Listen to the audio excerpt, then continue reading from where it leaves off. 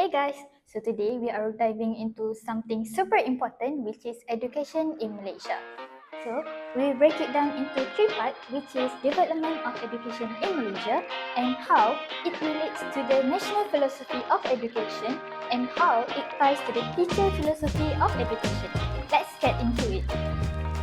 So, to start, if we look at how education has evolved in Malaysia, it's really shaped by history, right?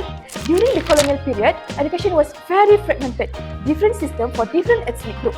The British colonial administration established vernacular school, which is Malay medium school in the rural areas, Chinese medium school, and Tamil medium school. English medium school were reserved for the elite. This divided educational system only deepened segregation along ethnic lines. After independence in 1957, the government realized that if the nation was to be united, a cohesive education system was essential. This led to the Penyata Raza in 1956, a foundation report that aimed to bring unity through a single national education system. The goal was to make the Malay language the medium of instruction, which would serve as a unifying force.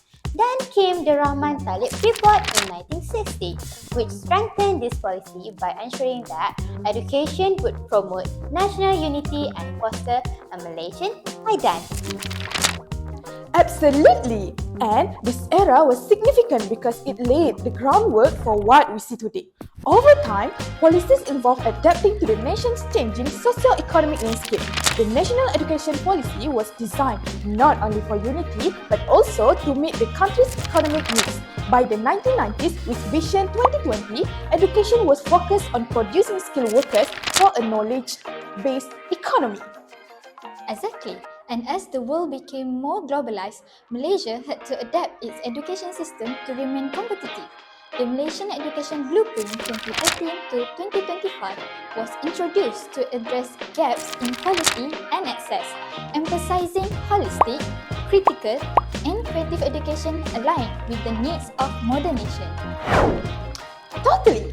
So, the national philosophy of education came about in 1988 and focused on holistic development, intellectual, emotional, spiritual, and physical.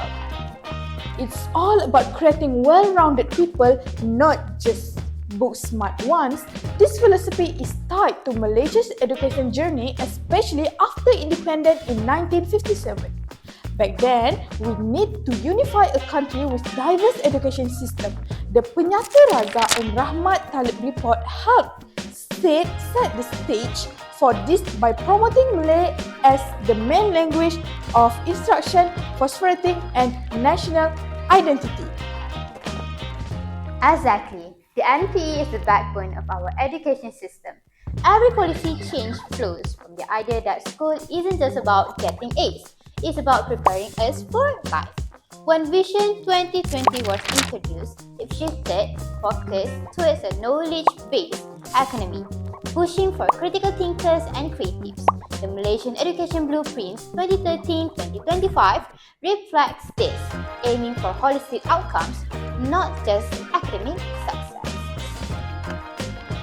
For real though, it is hit or miss. Some schools are doing great, but others are still super exam focused. We are caught between building character and acing exams like SPM. While the NPE emphasize holistic growth, a lot of schools prioritize academic achievement, overshadowing its core message of producing balanced individuals. Yeah, the balance isn't quite there yet. The philosophy is solid, but applying it in a classroom is tough. After independence, the goal was unity, but now we also need skilled workers. The NPE wants to blend intellectual growth with spiritual, emotional, and physical well-being.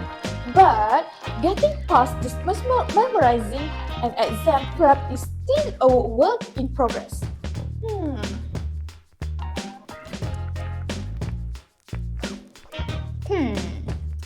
Okay, the NPE aims for educating the whole person with critical thinking and moral values. But schools feel the pressure to perform in national exams. Plus, teachers are key to the holistic approach. They need to model both knowledge and academics.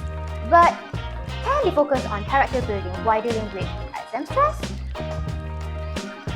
Great point. It's not just on teachers, the whole system need to support this view. Policies like the Malaysian Education Blueprint encourage student-centered learning and creativity, but many schools are still catching up. While STEM is super important for our technology development, we can't forget the NPE goal of nurturing individuals who contribute positively to society academically and otherwise. Exactly. The NPE aims to create well-rounded individuals who can think critically, adapt, and hold strong moral values. This is crucial as Malaysia globalizes and industrializes. Workers need more than academic knowledge, they need skills to innovate.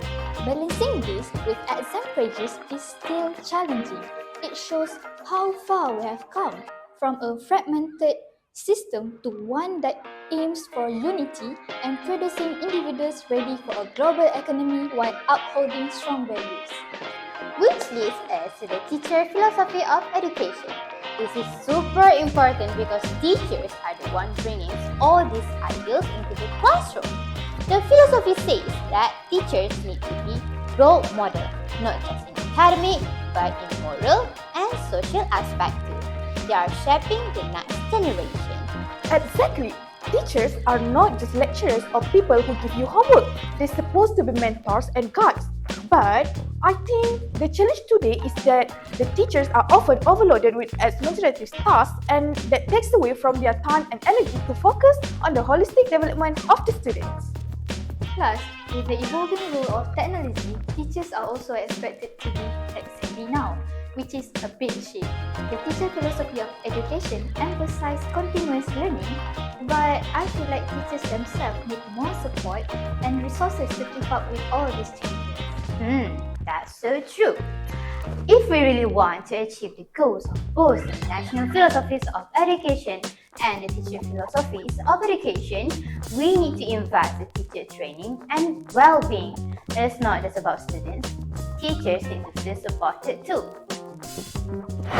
Hi! So for today, we have the teacher training from IPG. So what is your name? My name is Alifa. So hi Alifa! Hi! So for today, we have a question for her. But before that, we know IPG students who are training to become the next generation of educators face a unique journey as they prepare for the challenges of teaching. My question for you is, how do IPG students provide continuous support for teachers in their professional and personal development?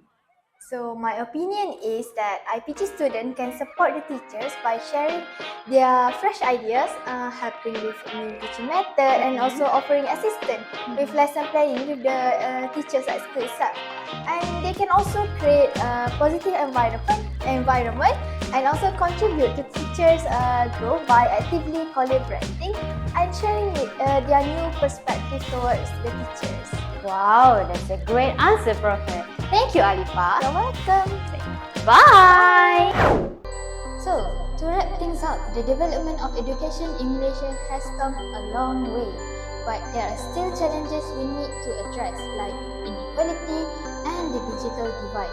The national philosophy of education gives us a great vision for holistic learning, but it's clear we need to do more to make it a reality in schools. And don't forget, teachers are at all the heart of this. The teacher philosophy of education reminds us that their role goes beyond teaching. It's about mentoring and guiding students to become well-rounded individuals. Yeah, so if you want our education system to thrive, we need to support both students and teachers and make sure everyone has access to the tools they need to succeed. Alright, that's it for today. Bye!